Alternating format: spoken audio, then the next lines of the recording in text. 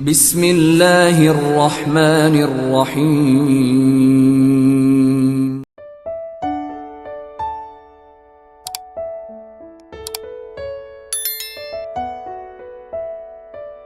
Bismillahirrahmanirrahim. Assalamualaikum warahmatullahi wabarakatuh. Asyhadu an la ilaha illallah wa asyhadu anna Muhammadar Rasulullah. Amma ba'd. Alhamdulillahi rabbil alamin. Segala puji bagi Allah Subhanahu wa taala, Tuhan yang Maha Pemurah lagi Maha Penyayang. Dan sholawat serta salamnya Allah semoga terus tercurah limpahkan kepada junjungan kita Nabi Muhammad sallallahu alaihi wasallam. Amin ya Allah ya rabbal alamin. Sahabat beriman yang dirahmati Allah Subhanahu wa taala, kesempatan video ini saya akan membahas sebuah tema yang sangat penting dan relevan dalam kehidupan kita, yaitu karma, akibat, dan azab bagi perusak rumah tangga orang lain. Rumah tangga adalah tempat di mana cinta, kasih sayang, dan kebahagiaan seharusnya tumbuh dan berkembang.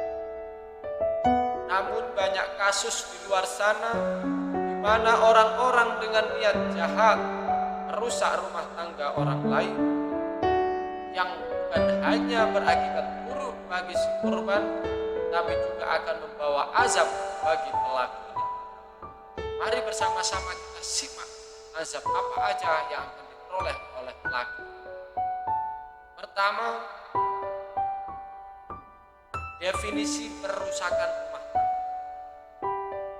Rumah tangga bisa terjadi dalam berbagai bentuk, yaitu perselingkuhan, fitnah, adu domba, ataupun investigasi negatif. Kita bisa sama-sama mengidentifikasi bahwasanya hal-hal tersebut itu akan menjadi faktor utama yang akan menyebabkan rumah tangga menjadi rusak. Perilaku ini tidak hanya melukai perasaan pasangan yang bersangkutan, tapi juga merusak stabilitas keluarga, stabilitas anak-anak, dan stabilitas masyarakat. Marilah kita belajar yang kedua, bagaimana karma bagi perusak rumah tangga. Sahabat beriman yang dirahmati Allah Subhanahu wa taala, sangat penting bagi kita untuk memahami bahwa setiap tindakan pasti ada konsekuensinya. Dalam Islam ada konsep karma yang sangat jelas. Allah Subhanahu wa taala berfirman yang artinya, dan tidaklah kami mengutus seseorang rasul pun melainkan untuk ditaati dengan izin Allah. Dan jika mereka ketika dia datang kepada mereka tidak berbuat zalim, niscaya mereka akan mendapatkan pahala yang besar. Quran surah An-Nisa ayat. Namun jika mereka berbuat zalim, maka Allah akan memberikan balasan yang setimpal. Ada beberapa bentuk karma bagi pelaku perusak rumah tangga. Yang pertama, kehilangan kepercayaan. Mereka yang merusak hubungan orang lain biasanya akan kehilangan kepercayaan dari orang-orang yang ada di sekitarnya. Kepercayaan yang sudah hilang sangat sulit untuk dipulihkan. Kedua, siksaan mental dan emosional. Meskipun mereka tampak bahagia dengan tindakan mereka, banyak dari mereka yang sebenarnya hidup dalam tekanan dan rasa bersalah. Rasa bersalah ini berujung pada depresi dan kecemasan yang berkepanjangan.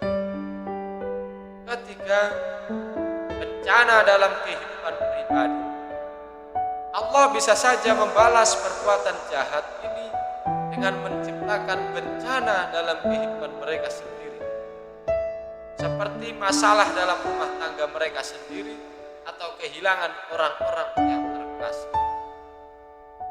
Sahabat beriman rahimakumullah, itulah 3 karma yang akan diperoleh bagi orang yang merusak rumah tangga orang lain. Berikutnya sahabatku, kita akan belajar tentang azab apa saja yang akan diperoleh oleh perusak rumah tangga. Allah sangat membenci tindakan perusakan dalam rumah tangga. Dalam sebuah hadis Rasulullah SAW bersabda, seorang mukmin tidak boleh menghina, tidak boleh mencela atau mengutuk sesama mukmin. Hadis riwayat Muslim. Dalam konteks ini, merusak rumah tangga orang lain adalah tindakan yang sangat tercela.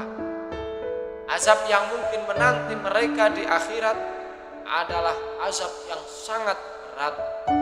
Allah Subhanahu wa taala berfirman, dan bagi mereka yang melakukan kejahatan adalah balasan yang sepadan. Dan barang siapa yang melakukan amal solih, maka mereka akan mendapatkan pahala. Quran surah Al-Jathiyah ayat 31. Jika di dunia mereka tidak merasakan azabnya, maka di akhirat mereka akan menerima balasan yang setimpal dengan dosa-dosa yang mereka perbuat ketika hidup. Sahabat beriman rahimakumullah, bagaimana berikutnya hukum Islam mengenai perusakan rumah tangga? Dalam hukum Islam, merusak rumah tangga orang lain termasuk dalam kategori dosa besar. Orang yang terlibat dalam perselingkuhan, misalnya bisa dikenakan hukuman jika terbukti bersalah. Dalam Al-Quran surah Allah Subhanahu wa taala berfirman, dan janganlah kamu mendekati zina, sesungguhnya zina itu adalah perbuatan yang keji dan jalan yang sangat. Dan surah Al-Isra ayat 30. Dari ayat tersebut bahwasanya perusakan rumah tangga adalah pelanggaran yang sangat serius yang harus dihindari oleh setiap muslim. Hukuman dunia mungkin tidak seberat hukuman akhirat, tetapi tetap ada konsekuensi yang harus dihadapi. Sahabat beriman rahimakumullah, mari kita jaga hubungan kita dengan sesama, khususnya dalam urusan rumah tangga. Kita harus saling menghormati, saling menghargai, dan menjaga kepercayaan satu sama lain. Kerusakan rumah tangga bukan hanya merugikan orang lain, tapi juga akan membawa kerugian bagi diri kita. Semoga Allah menjauhkan kita dari perbuatan-perbuatan tersebut dan Allah meridhai rumah tangga kita semua. Amin ya Allah ya Rabbal Alamin. Kurang lebihnya saya mohon maaf. Assalamualaikum warahmatullahi wabarakatuh.